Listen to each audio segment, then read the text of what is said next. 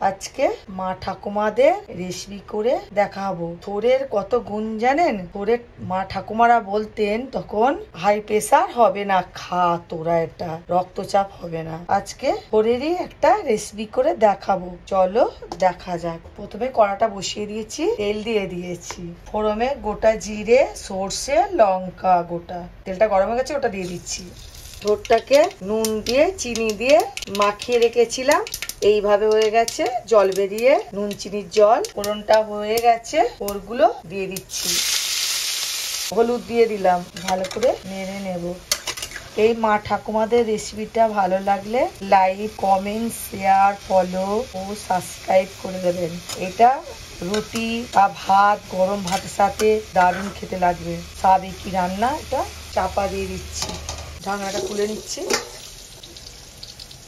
এবার ভালো করে নাড়াচাড়া করে নাবিয়ে নেব। হয়ে গেছে, নাবিয়ে নিচ্ছি।